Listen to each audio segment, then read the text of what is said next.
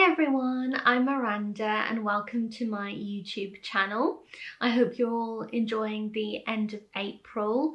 I had a really nice spring break, but it's lovely to be back chatting to you now. And in today's video, I thought I would share the books that I got for Easter and the books that I gave my mum for Easter.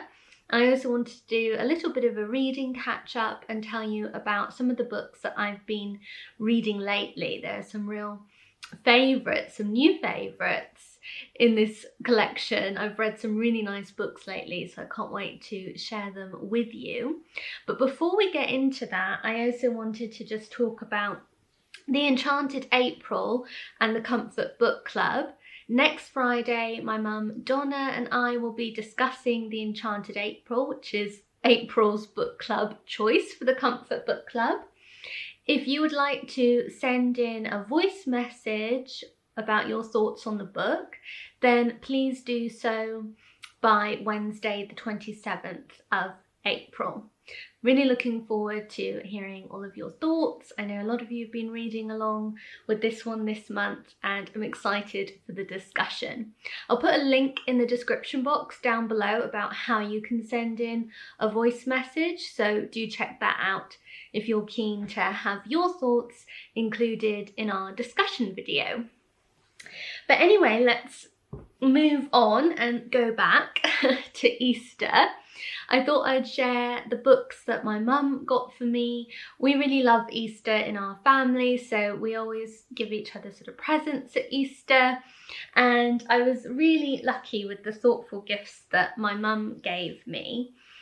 First of all, she gave me this beautiful little pamphlet by Susan Branch. It's an excerpt from her book Enchanted, England, Wales, Scotland and Ireland by Susan Branch. And Susan Branch was working on a new book, but so many things prevented her from being able to finish it because she couldn't come to England, although now she is coming. But anyway, she decided to publish just the beginning of the book in this little pamphlet. I'm a big fan of Susan Branch. She's an American writer, but a real Anglophile. And she's got some really die-hard fans. So I will just say now that, yeah, I'm a really big fan of her too. I have almost all of her books and I read her blog. So I do know her work well and I really enjoy it. A Fine Romance is one of her favourite, it was one of my favourite books of hers, and it's all about her love for England and a trip she made to England. But she's such a great illustrator as well as writer, and she sort of hand draws out her font and she illustrates things really beautifully. So I'll put a link to her blog if you want to find out a bit more about her if you're new to her. But I was really thrilled. This was a lovely little Easter gift. And then, very special, I don't know if last year you might remember that one of the books I recommended for Easter reading was The Secret of Sandhills by Kitty Barn. This is a children's book. It's also my childhood copy. I collected vintage books from a very, very young age, and Kitty Barn was a writer that I loved as a child. So I've had this book for a very long time now. And the first edition of this was actually originally published as The Easter Holidays. I've never had that edition of the book. It's very, very hard to find. So this is a reprint, but my mum surprised me with a first edition, The Easter Holidays by Kitty Barn. I was so thrilled. Even though this doesn't have a dust wrapper, it's a really, really special book because it's actually signed by Kitty Barn. And what's even more special is it has handwritten notes by her made. So let me just see if you can see this. So here she was considering alternate titles for the reprint, and there are all sorts of little notes and annotations made by her in this edition. So this was clearly her own copy, and changes that she made for the reprint. And I've checked the changes that she made in this book with the reprint, and those changes did happen. So it's amazing to have this and to see the way an author's mind worked in sort of cutting out some parts of the book for the reprint, but also updating it. I think the reprint came out after the war, so she changed things like the amount of money some things cost, and whether they had, I think she changed once they had pineapple to they had some much more sort of mundane, ordinary fruit, because you clearly couldn't get pineapple anymore. Anyway, so it's absolutely thrilling to me to have this, and yeah, very, very clever of my mum. And then another very special gift from her is this edition of Pride and Prejudice by Jane Austen. I'll hold it up so you can see it. I love these editions of her books. They're from the 1990s. This now completes my set, which I'm really excited about. All the covers feature costume from the period from the V&A Museum, and I think they're really beautifully done. But what I really love about these books are that they have the illustrations by Hugh Thompson inside, and it's so hard to find remotely reasonable copies of the books with his illustrations in them. Look how beautiful that is, for instance, with the amazing peacock. And his illustrations go all through the books in these editions. So I really love these editions, and I now have a complete set, which I'm really excited about. I actually also have some spare copies from this set, which I'll be doing giveaways of on my Instagram account coming up. I will probably start with Emma, because if you follow the Comfort Book Club, you know Emma is May's book club choice, and I have a spare Emma in this set. So yes, keep an eye out on my Instagram, Miranda's Bookcase, if you want to be in for a chance to win it. And then I'll tell you what I got my mum for Easter. So she really spoilt me, but I found some books that she was really thrilled with. So we're both really interested in British folk song and the history of folk song.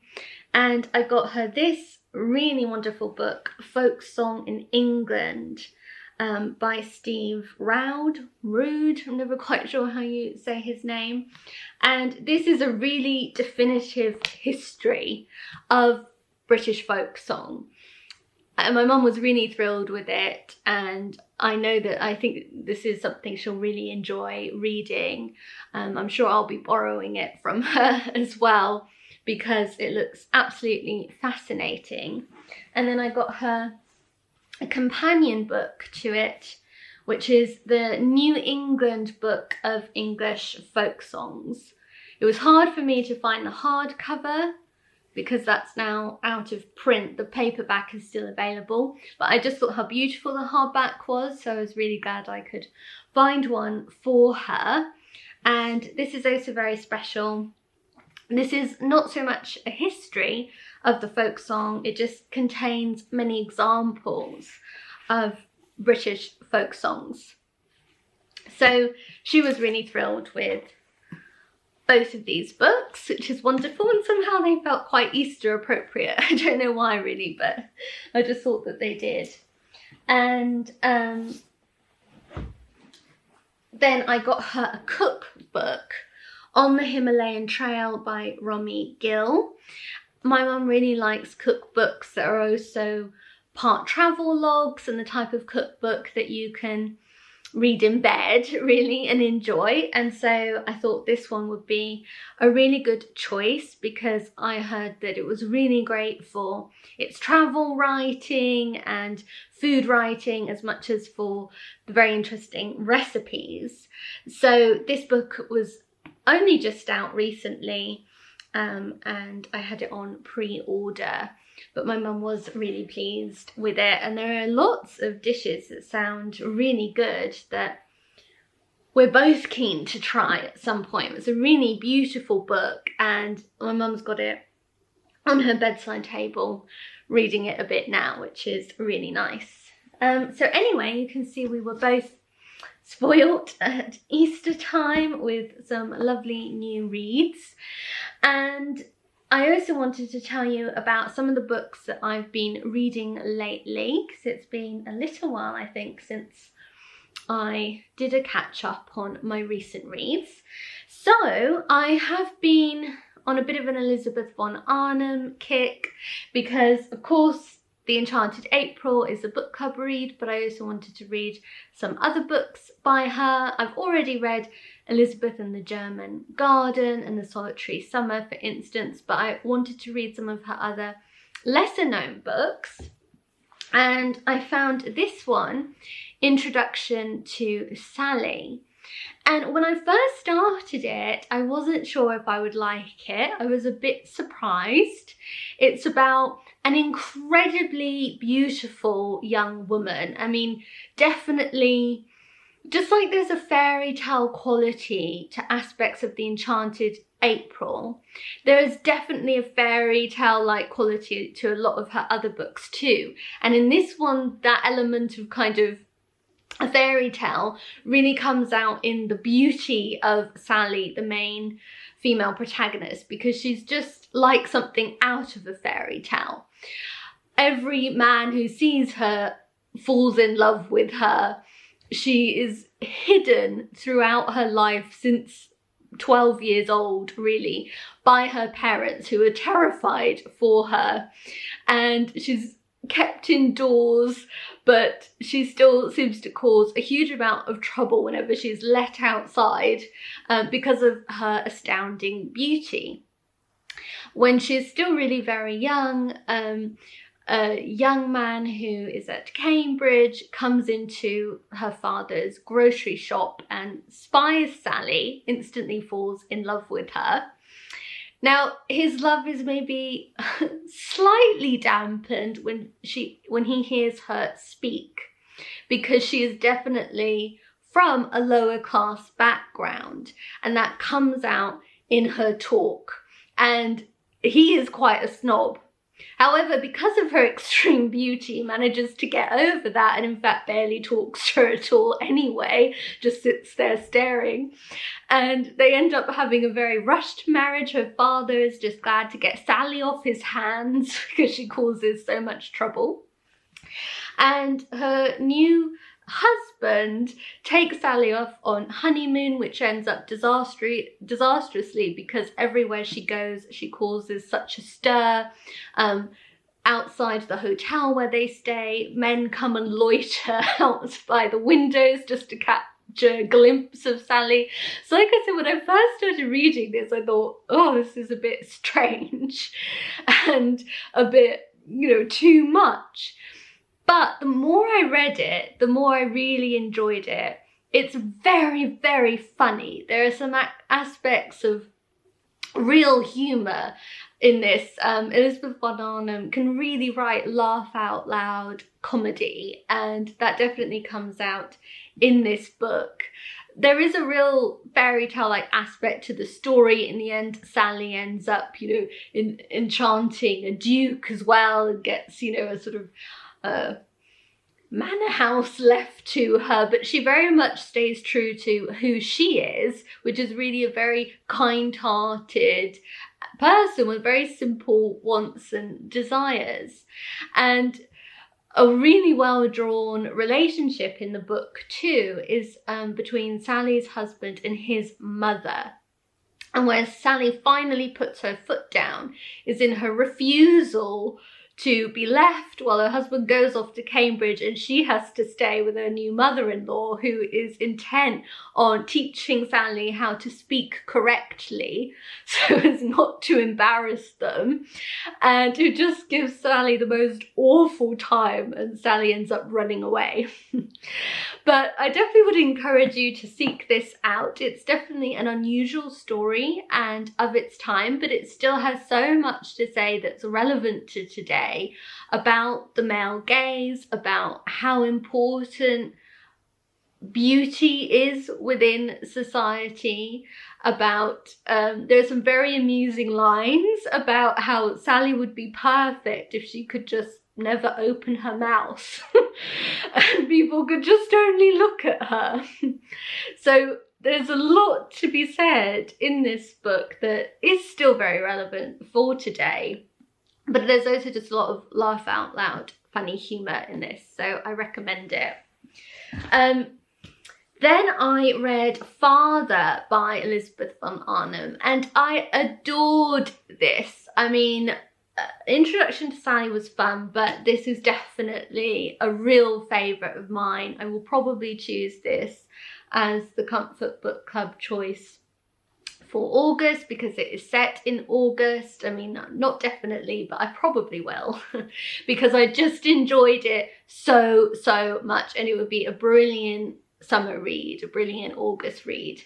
Again, Elizabeth von Arnim's humour really comes out in this. It's almost Woodhouseian. Like if you read a lot of P.G. Wodehouse, then you will recognise that sort of element of the plot. The plot is quite fantastical sometimes, with people turning up in the wrong places or turning up unexpectedly, and the way though that it's all sort of wrapped up neatly at the end is also a lot like Woodhouse, and there's just so much humour in this book. It's really funny, but there's a lot of deeper undercurrents to this story as well.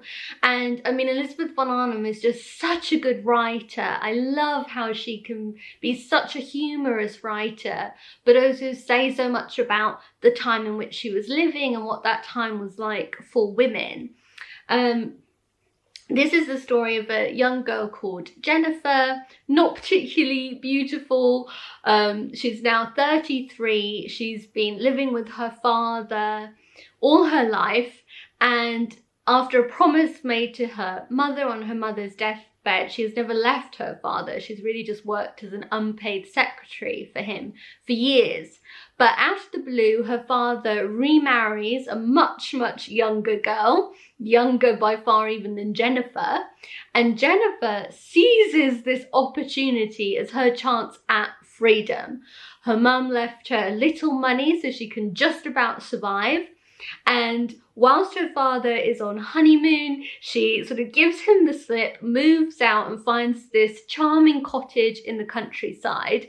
I mean, it's a picture-perfect cottage with roses climbing all over its walls, a thatched roof, you know, a little orchard in the garden. I mean, it's just sort of perfect. The amenities leave a lot to be desired.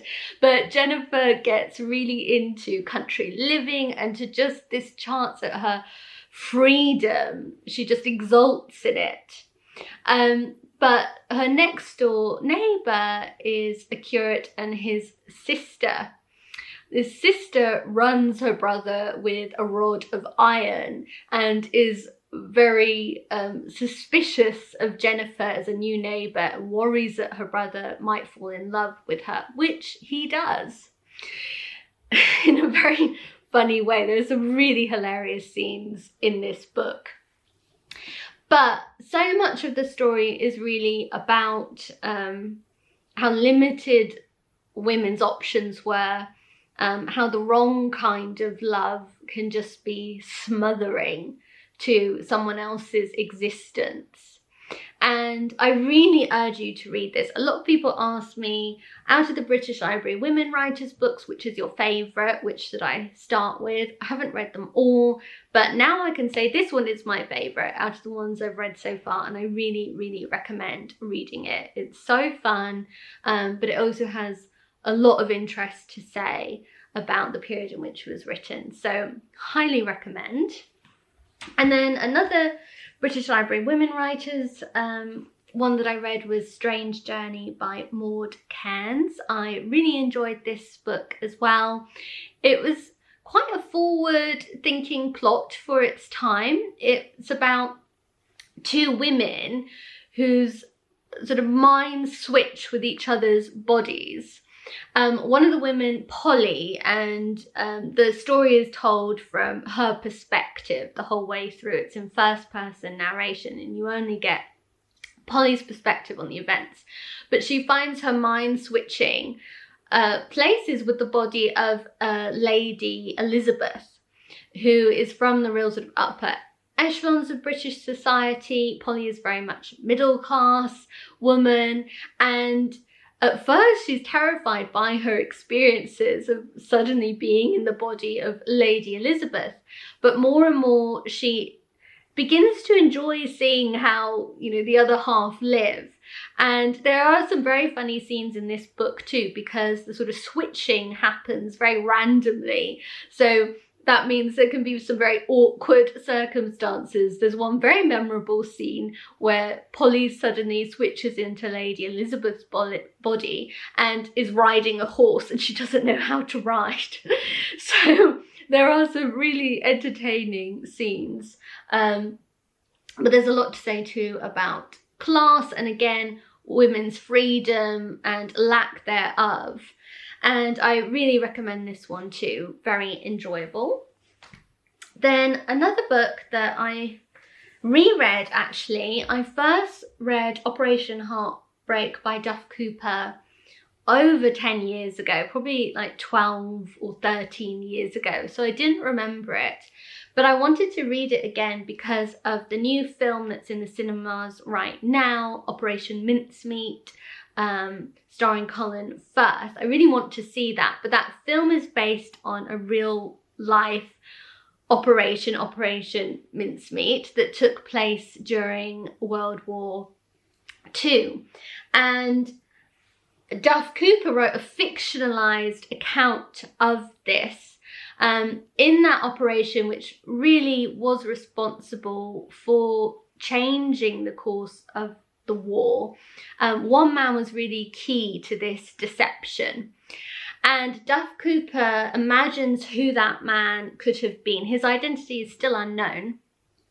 He imagines who that man could have been, and he's invented a whole backstory to this man. And it's such a moving story. The character he creates is far from perfect. In many ways, he's a man that belongs more to the 19th century than the 20th century. And it is a story of its time, but it really evokes this period of time too, in the interwar years and then during World War II. And it's just very, very touching. He renamed the operation Heartbreak in the novel, and this book does break your heart a little bit. It is aptly named, but it's a really brilliant read, and I very much recommend it, especially if you're keen to see the film as well. And then, speaking of films, one film I did see quite recently was Drive My Car, which I think won the best foreign film in the Oscars. And it was based on a short story of that name by Murakami. And I read the short story, which I really enjoyed. I enjoyed it more than the film, actually. I mean, it was a very good film, but it was very, very long. And there were some aspects I really enjoyed, but I really did like the short story in many ways more. And that made me keen to read more Murakami. I haven't read hardly any of his books, so I thought I would start with one of the most famous, Norwegian Wood. And this really surprised me. I don't know what I was expecting from this novel, but it was not at all what I got. It really just surprised me. It's about a young man living in sort of 1960s Japan. It's a real coming of age story. It covers his time at university and his sort of first love, a young girl called Naoko, who is mentally unbalanced, partly because her first boyfriend committed suicide, and she also witnessed the suicide of her sister. But he falls head over heels in love for this girl, even though she is clearly incapable of really being able to love him back. he eventually becomes involved with another girl too, and has to make the decision about how he can move forward in his life, or whether he will just keep reliving the past and holding on to a hope that no longer exists. What I really enjoyed about this book was I loved the sort of viewpoint you got of Japan at that time, post World War II, more sort of sexual freedom being explored by young people, and some of the politics going on. There's just a very, very interesting dynamic, interesting background to this main story that is a kind of love triangle. I found the female characters very hard to identify with. In fact, all of the characters in some ways are hard to identify with, but where I struggled with this book is I really couldn't identify with any of the female characters at all. And that was a bit of a disappointment to me. But it's a type of book that once you've read it, it will always stay in your mind. And like I said, what I really enjoyed about it was the picture it gave of Japan at that time. And I think you could have a lot of preconceptions as to what you think that might look like. And I think this book really changes your mind about a lot, or at least it did for me. And I found it a really fascinating read in that way. So definitely a really interesting book. Not one of my favourites, I have to say, but I'm still really glad that I read it. And then finally, something just really light that was another reread for me was 9 Coaches Waiting by Mary Stewart. I always enjoy Mary Stewart's books when I'm just in the mood for some light entertainment, essentially. This one is about a young woman who becomes a governess for a French family who are living sort of on the French-Swiss border, so close to Geneva, and that's a part of France that I know very well, so that's partly why I really enjoyed this story. It's also set in the springtime, so it makes a really nice spring read, but it's a real adventure story. Like I said, this young woman who is herself half French but has been brought up in an orphanage in England for several years. She gets the post as a governess in France, and she goes to this amazing sort of chateau to be in charge of a small boy. But accidents keep happening to this boy, and gradually she's made aware that his life is actually in danger from some of his relatives. She's not sure exactly who wishes harm to the boy, and one of these relatives she's fallen in love with. I won't say any more because I don't want to spoil it for you, but it's just one of those, fun, light reads, full of adventure, full of a bit of mystery, and Mary Stewart always has a wonderful sense of place. That's one of the reasons I really enjoy her books.